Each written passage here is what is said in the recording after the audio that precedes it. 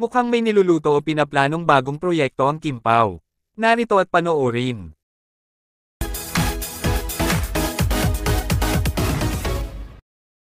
Hindi talaga natatapos ang mga pasabog ng Kim Pao na sina Kim Chiu at Paolo Avellino para sa atin. Una, ang magkasunod na araw na magkasama sina Kim at Paolo.